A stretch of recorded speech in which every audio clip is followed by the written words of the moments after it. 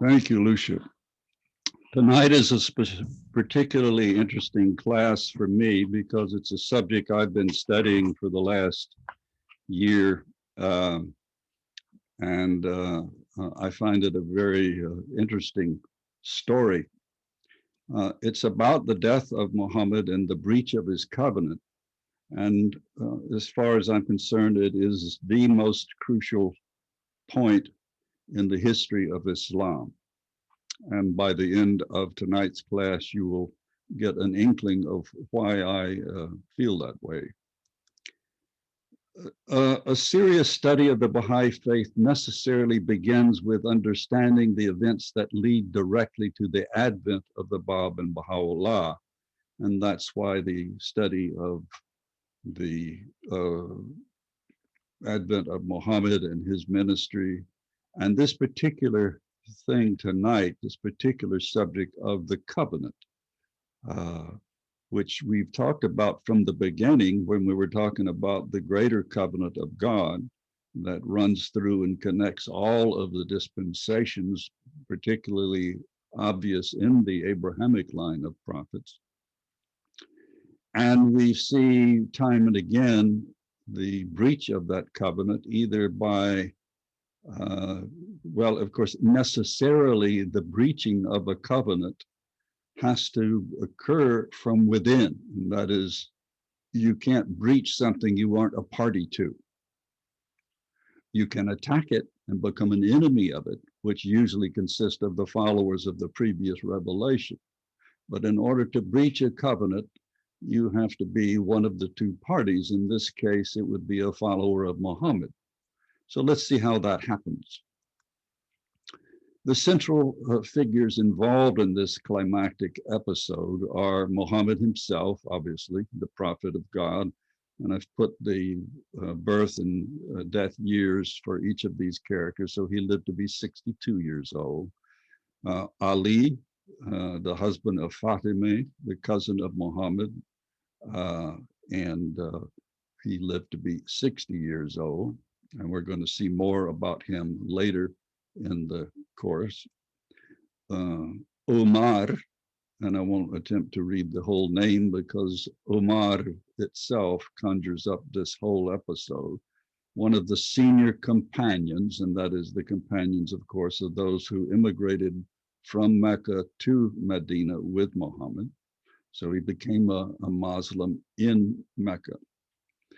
He lived to be 60 years old. Abu Bakr, and again, we'll stick with Abu Bakr because that's how we know him most obviously, who was the father of Aisha, who was the second wife of Muhammad of importance, and I'll explain that when we get to our discussion of women's rights and so on. Who lived to be 61 years old and who was the first caliph. And you will know what that's all about, hopefully by the end of tonight. And then Aisha, the wife of Muhammad, who lived to be 19 years old. Finally, Fatima, the wife of Ali, the daughter of Muhammad, who lived to be 27 years old. The first thing is the appointment of Ali and his male descendants as successors, or the imams, and the whole process of these successors is called the imamate. And the story begins with a final pilgrimage. Now, Muhammad, of course, had last time we tuned in, Muhammad had retaken Mecca in a very skillful tactic, and he had cleansed the Kaaba, and it becomes the Qibla. So he had cleansed the Kaaba, and in a very interesting way that we will get to later, he replaced the black stone in its appropriate place of propriety. In the spring of 632, then, he went on this pilgrimage, only 2 months before he was to die. And of course, being a prophet, he's aware that he's about to die. So on his return from that pilgrimage, and that is from Mecca, going back to Medina, some ways between the two, he delivered a most important sermon that is recorded as a hadith. Now, a hadith, as we will see later, is not part of the Quran because he's not in a trance-like state, but there are certain authoritative hadiths and authoritative collections of hadiths. And these are things the Prophet is reported to have said that were written down when he said them or shortly thereafter and agreed upon by both Shia and Sunni Muslims. And this event that we're about to study is called the episode of Ghadir Khumm, which is the pool of Khumm. Muhammad sensed that his life was drawing to a close as he proceeded from his pilgrimage in Mecca to Medina, accompanied by thousands of his followers. Therefore, on the 16th of March, 632, when he reached the pool of or pond of Khumm, he revealed verse 67 of the Surah 5, the repast, and this is in the Quran. And that message you see here in verse 67 of that surah of the repast. The importance of this verse is that it both foreshadows what was about to occur and emphasizes the critical importance of the same events. In this verse, Muhammad is cautioned by the angel Gabriel, and again, we've already been over that all of those things that command him to say something are presumably, at least according to the hearers, being conveyed to him by the Holy Spirit imbued in the angel Gabriel. That if he were not to proclaim what he has been inspired to reveal, he will not have completed his mission. So that's the importance given this event or this statement that he makes, which is in the Quran and therefore accepted by all Muslims. And he says, the angel says, "O messenger, proclaim that which hath been sent to thee from thy Lord. If thou didst not, thou wouldst not have fulfilled and proclaimed his mission. And Allah will defend thee from men who mean mischief." The things in parentheses, as I've said before, are Yosef Ali's translation, which means this is implicit in the Arabic, but it's not in the words themselves. For Allah guideth not those who reject faith. After Muhammad had revealed this verse, he ordered the caravan to halt. He then ordered all those pilgrims who had proceeded ahead to return back to this spot. Such was the importance of this event, as indicated by the revealed verse, that he also commanded everyone there to wait for those who had not yet arrived. Once all had gathered, Muhammad delivered a lengthy sermon, which, while considered an hadith and not a surah, since he was not in his trance-like state, it is, as already noted, accepted as authentic by both Sunni and Shia. In this same sermon, Muhammad explains the overall concept of succession beyond Ali in the tradition, and again, every time you see the word tradition, it means hadith, of the two weighty things about which he will question the believers in the afterlife when they appear before him as they arrive at my pond. And of course, that's an image, probably meaning Kasar, or the river or pond in paradise. The greater of the two things he is leaving for the faithful is the Quran. But the second bestowal or inheritance is my family and my descendants. Here he is referring to the succession of lineal male descendants that will constitute the 12, what become the 12 imams, upheld by Shia Muslims and the authoritative Baha'i text as well. Uh, and we'll learn more about them, who they were, what happened to them in another class. He specifically, at this same occasion, designated Ali as the first of his family to be his successor. Muhammad then exhorts the people reflect on the Quran and not comprehend its verses, but to focus on its clear verses and do not follow its ambiguous parts, because the only one able to explicate its warnings and its mysteries and clarify its interpretation is the one whose hand I have grasped, whereupon he held up the arm of Ali.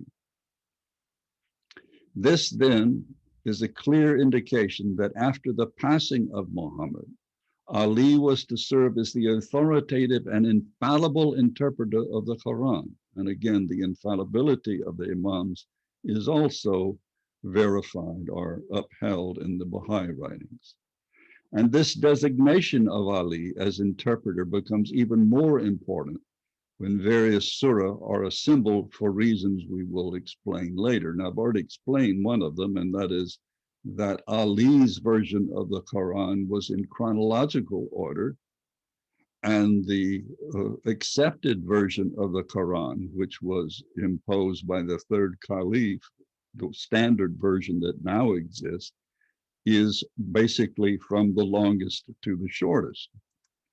So basically, they have no relationship to one another unless it's by coincidence. Here is an old, an ancient medieval painting drawing of Muhammad raising the arm of Ali. So we then go to the event surrounding the death of Muhammad and the breach of his covenant. If you recall, I just said that this event occurred but 2 months before his passing. And so when he gets back to Medina, he orders all of the those Muslims to go on a mission to Syria, presumably to defeat this people that had caused great suffering among Muhammad's people at the Battle of Mu'tah. The foreshadowing of the events that surrounded the breach in the covenant of Muhammad took place in the brief months between the events at Ghadir Khumm and the passing of Muhammad. After the farewell pilgrimage and the pledging of loyalty to the succession of Ali as leader of the faith, and by the way, Umar was the first one to come up and I think kiss his hand or whatever, Muhammad decided to send an army to Syria ostensibly to avenge a defeat that had previously been suffered at the Battle of Mu'tah. However, the fact that Muhammad had an ulterior motive is indicated by his exemption of his family from participating in this expedition. And Ali usually was one of the main ones who would lead the army. He was famous for his leadership and military skills. But Abu Bakr and Umar refused to go. On May 15th, Muhammad ordered all the companions, and again I've identified who those are, to participate in this enterprise, but to the great surprise and dismay of senior companions Abu Bakr and Umar, he designated the young Usama bin Zaid to command the troops. Therefore, in spite of the fact that this was a direct order from the Prophet himself, both Abu Bakr and Umar refused to go. They claimed that their refusal was the result of their opinion that Usama was too young to lead such an expedition. But of course, as we will later find out, they know that the Prophet is near death and they have ulterior motives about what will happen when that occurs. Muhammad, though in failing health, was greatly disturbed by their disobedience and responded unsympathetically to their concerns.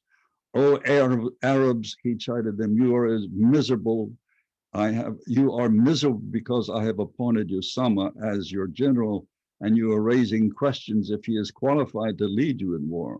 He continued, I know you are the same people who raised the same question about his father.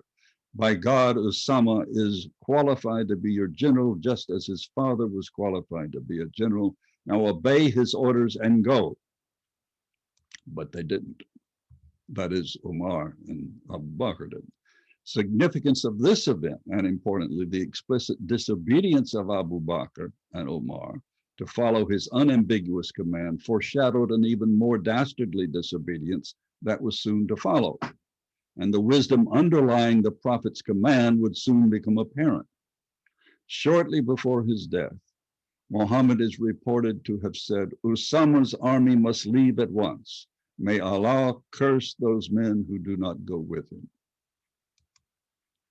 We can assume that being omniscient as well, at will, as the Guardian says the prophets are, Muhammad foreknew that these two most notable and celebrated among the companions were plotting to divert the prophet's explicit appointment of Ali as successor and head of the faith.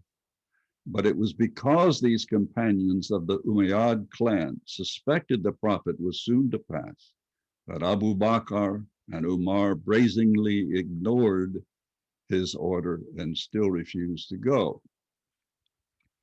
Abdul Baha describes this clan, and this is a quote from Tahirzadeh's book, The Child of the Covenant. And the child is not a literal child, but the will and testament of Abdul Baha. And it's a very fine book, very well researched. Describes this clan as the beast from the bottomless pit that warred against the spiritual life of Islam and killed it, leaving nothing of the religion of Muhammad but the prayers and the fast. All the justice, the righteousness, the mercy, and indeed the virtues which the Prophet had enshrined in Islam were irretrievably lost. Well, that's pretty final, and that demonstrates the main theme of tonight's class, that this wasn't just a problem, it pretty well finished off Islam as it was intended to be. And this is a quote from Abdul Baha's discussion that I've already cited for you, and it exhorted you to study, of books 11 and 13 in the Revelation of John, the book of Revelations. So that's what he's interpreting as the beast from the bottomless pit in Revelations are talking about these individuals. Most significantly, Abu Bakr and Omar already had in mind a means by which they could instigate a cleaving of the covenant of Muhammad, and whereby they themselves could usurp the leadership of the faith from Ali, a ploy that would, alas, significantly lessen the full potential of Islam to benefit to humankind, as well as corrupt the nature of the religion itself. To emphasize the recalcitrance on the part of these central players in what was soon to be the breach in the critical link in the covenant between the Prophet and the future of Islam. This was the sole expedition where Muhammad ordered the companions to participate in the battle, regardless of their personal circumstances. Now, what this is alluding to is the fact that if someone had some major family problem or some injury they had sustained, something, they could be excused. No excuses were accepted in this. The importance of this condition of the command of the Prophet is that previously he would not compel those who were unable to fight to proceed on such an expedition, but in the case of this mission, he would not countenance such an excuse. Some scholars have posited the reasonable theory that Muhammad's insistence regarding this mission and these strict conditions resulted from the fact that, knowing he was soon to die, he wanted to ensure that his family, especially Ali as his designated successor, was at his side, while those whom he knew would try to usurp the succession would be occupied elsewhere. In short, we can readily assume it was Muhammad's plan, and his commands regarding this mission to ensure that the companions did not determine how succession would take place when he ascended.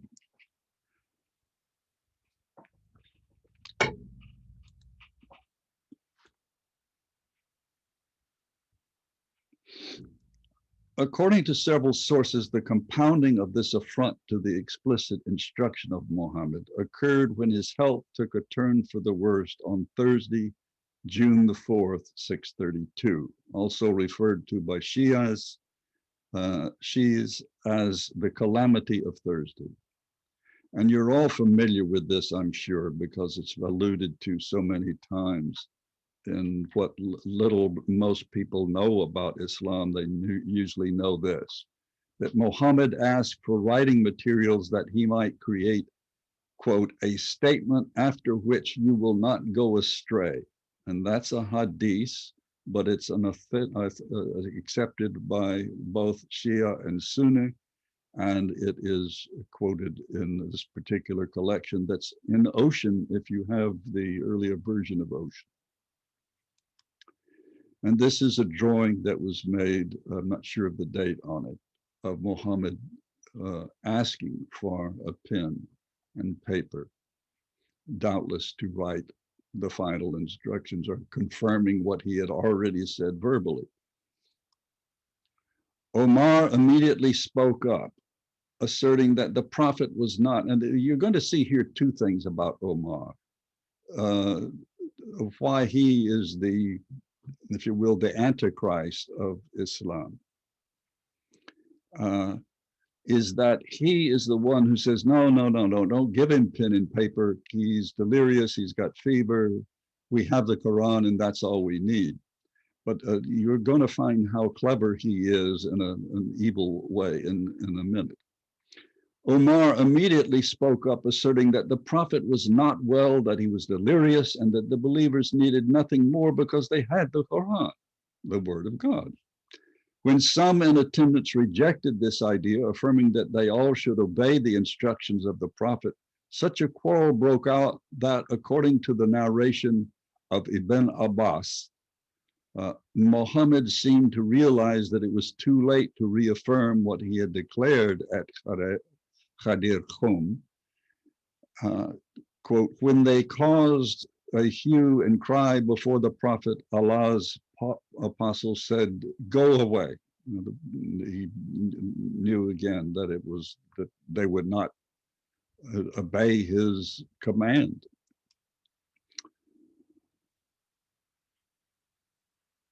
Now, this is a quote that I've given to you at least twice already, and I'll keep giving it because it's so important. Because it says that, and of course, the Sunni Islam is called Sunni because they follow not only the Quran, but the pattern of life that Muhammad lived, are the Sunnah.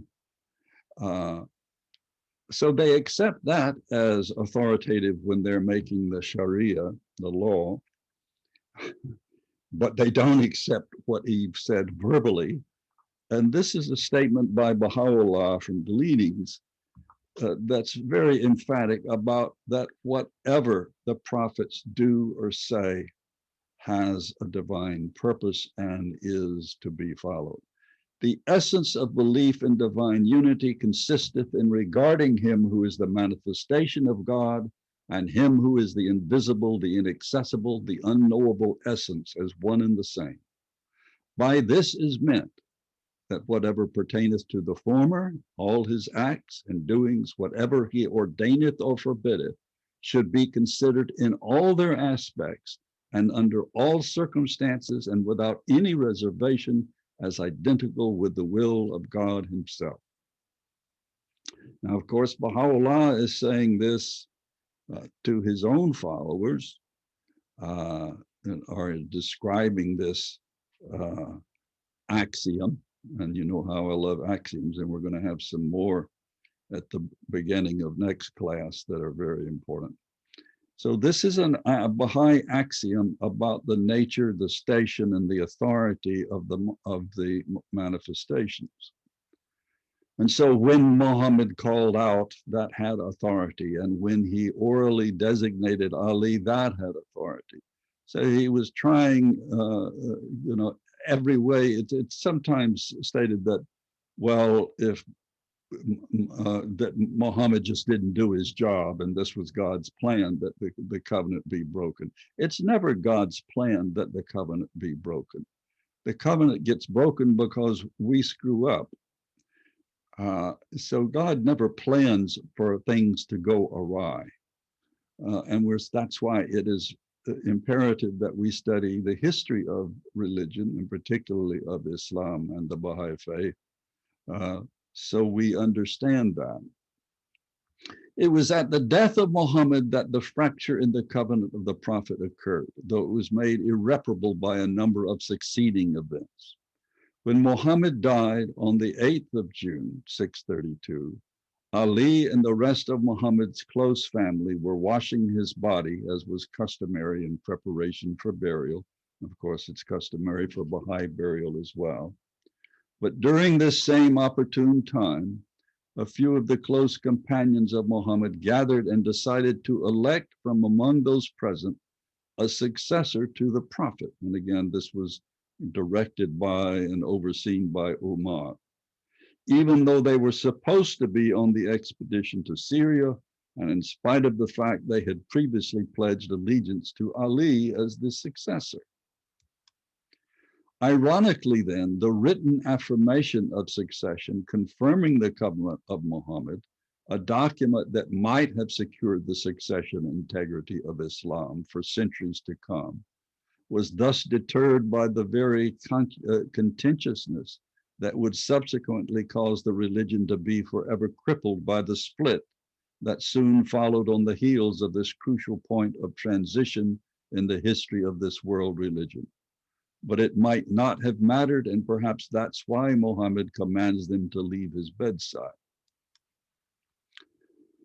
In effect, you can have the most sound covenant written down and put the seal and everything, but if the followers don't follow it, the covenant gets broken. That's my point. That we say, well, Baha'u'llah is the first prophet to write down in his own hand the Kitab-i-Ad, the book of the covenant. That's true. But remember, there was immediately an attempt to breach that covenant by his second son, Mirza Muhammad Ali. Though some of those gathered reminded the others of the fact that Ali had been clearly assigned this position by the Prophet himself, other voices prevailed.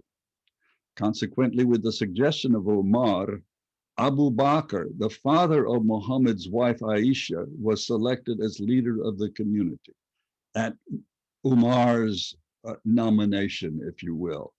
Now, the cleverness of this is that this way Umar gets authority, as if you will, is the leader behind the throne, without himself appearing to crave it. And yet he is after Abu Bakr, who is older than he, and therefore he knows that he will outlive him. Umar becomes the second caliph. In the end, the majority of those in attendance gave support to Abu Bakr, and he thus became the first caliph, the head of what would become Sunni Islam. When the election was finalized, designated Abu Bakr as the first caliph, Abu Bakr, Umar, and a few other close companions of the Prophet proceeded to the home of Ali and his wife Fatima, daughter of Muhammad. Their intent was to solidify the election by pressuring Ali and his followers to pledge their allegiance to Abu Bakr. Now, at this point, you would think that Ali, as a military leader and as a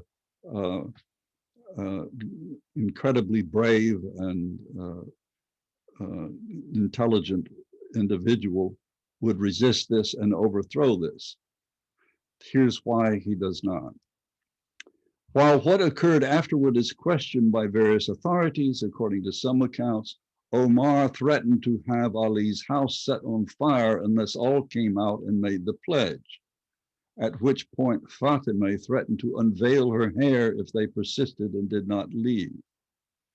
What is not in dispute is that Abu Bakr and Umar were unsuccessful in this effort and left.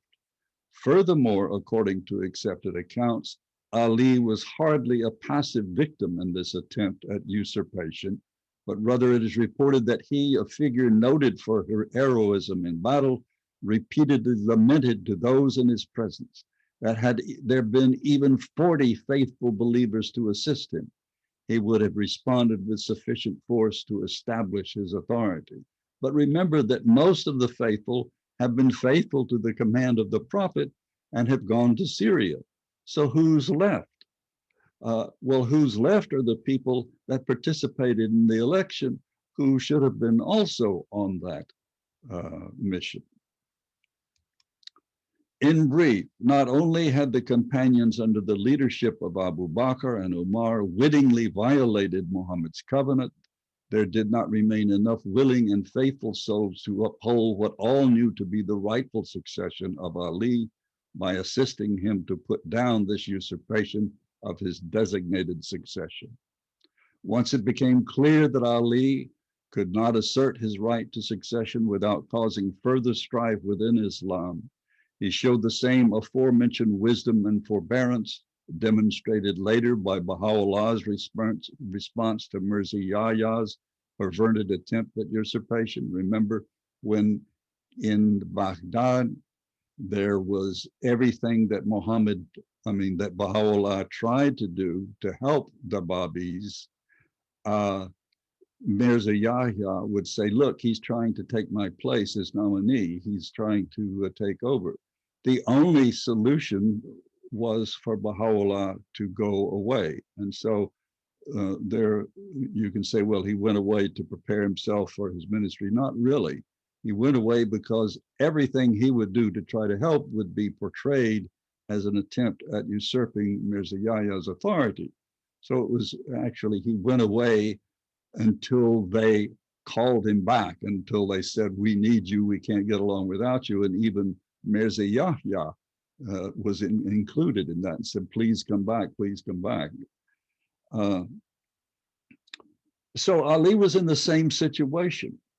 And as you're going to find out in the next classes, he not only assembled the Quran in the correct order, but of course, as you know from the previous class, he had been told by Muhammad both the explicit and then the more subtle meanings of particularly the abstruse surah.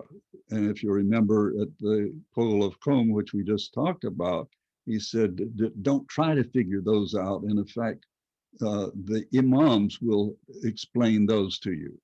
And they did, as long as they lived, though each one of them was killed by either members of or emissaries from the caliphate.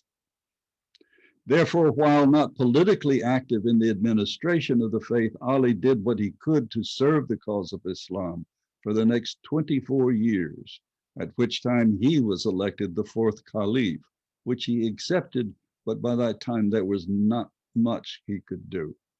But let us glimpse briefly what his influence might have accomplished had he been able immediately to assume his rightful position as the first imam and head of the faith. In other words, what would have happened if they had followed, if they hadn't broken the covenant?